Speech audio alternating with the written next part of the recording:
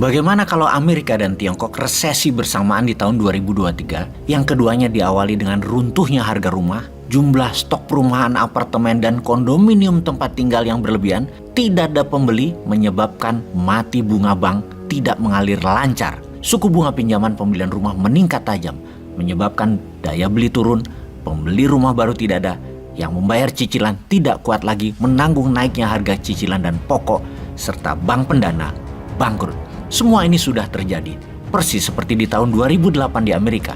Namun kali ini terjadi di dua negara besar, yaitu Tiongkok dan Amerika, terkena imbasnya. Mereka sedang bermasalah, terkena masalah properti dan keuangan yang parah.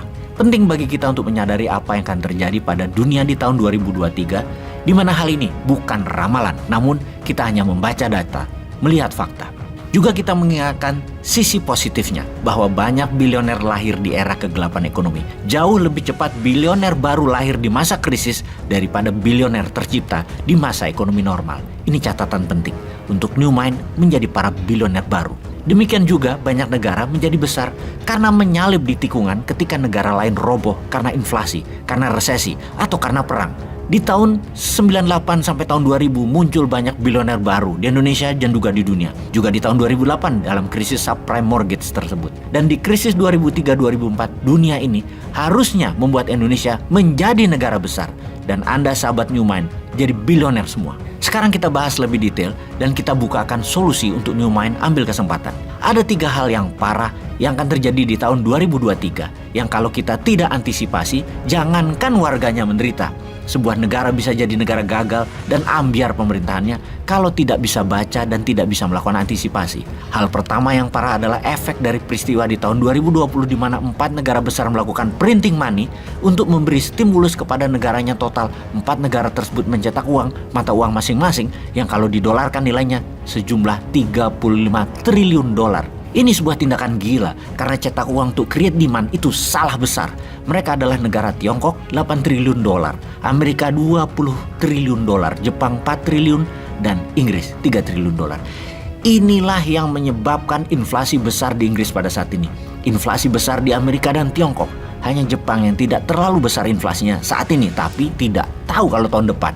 Tetap tingginya harga minyak, crude oil dan BBM dunia karena OPEC Plus yang berpihak pada Rusia memainkannya. Ini akan kita jelaskan di tempat yang lain segera. Semuanya mengakibatkan daya beli turun, harga-harga tinggi, produksi turun, dunia masuk ke vicious circle.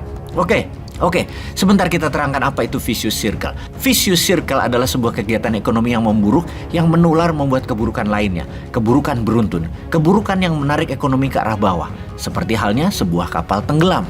Maka akan ada pusaran air ketika kapal itu tenggelam yang menarik semua ke bawah laut tenggelam bersama. Karena itu salah satu SOP pada saat kapal di laut tenggelam atau akan tenggelam adalah secepat-cepatnya menjauh dari kapal tersebut karena pusaran air akan menarik ke bawah dengan cepat semuanya. Begitu juga bisnis, begitu juga ekonomi.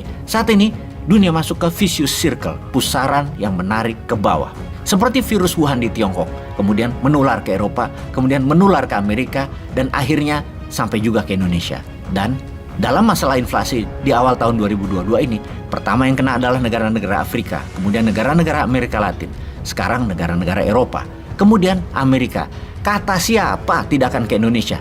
Jangan sampai kayak waktu COVID, pejabatnya dengan sombong mengatakan tidak mungkin COVID ke Indonesia karena kuat kita orang Indonesia, karena pada makan nasi kucing. Ada lagi yang mengatakan, Perdana Menteri Indonesia kalau nggak salah, yang mengatakan nggak mungkin masuk ke Indonesia karena pas musim panas virusnya mati. Ternyata masuk juga. Demikian juga inflasi tinggi yang telah terjadi di Indonesia, namun berita media massa ditutupi tidak boleh menyiarkan seperti ini. Siapa yang berani garansi inflasi tinggi, daya beli turun, kemudian tidak terjadi resesi di Indonesia? Ada sih pengumuman pejabat tinggi yang mengatakan pendapatan pajak Indonesia selalu naik, pertumbuhan ekonomi Indonesia naik 5%, kemudian inflasi hanya 4%, semua terkendali di Indonesia. Indonesia akan survive di tahun 2023, tidak terkena dampak inflasi dunia, tidak turun daya belinya, tidak ada resesi, walau seluruh dunia gelap. Benar begitu? Atau janji kampanye? Sepertinya ini hanya perkataan janji kampanye deh. Sungguh, kenyataan hidup itu tidak semanis janji kampanye. Ini realita ekonomi dunia.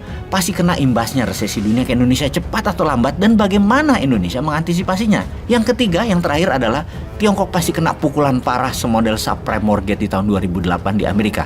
Mirip dan pasti terjadi.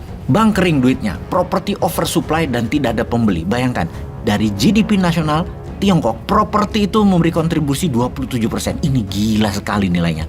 Hampir 4 triliun dolar per tahun nilainya. Dunia properti Tiongkok yang 4 triliun dolar itu sama dengan 20 kali APBN Indonesia, di mana Evergreen saja sudah menyebabkan masalah senilai 400 billion dolar di Tiongkok, dan bank yang memiliki kredit macet hampir 1 triliun dolar dalam kurun waktu 2 tahun ini. Tiongkok kena lampu merah finansial sebentar lagi, dan solusinya bagi Tiongkok adalah bisa-bisa serang Taiwan kali ya. Amerika juga sama, kulang lagi masalah di mana pertumbuhan perumahan sudah di atas 20%, kebutuhan perumahan di Amerika, dan karena strong dollar, suku bunga antar bank naik, kredit naik, mortgage loan naik, rakyat nggak bisa nyicil karena naiknya suku bunga pinjaman, dan 26% yang kredit rumah di Amerika sekarang ada gejala akan macet.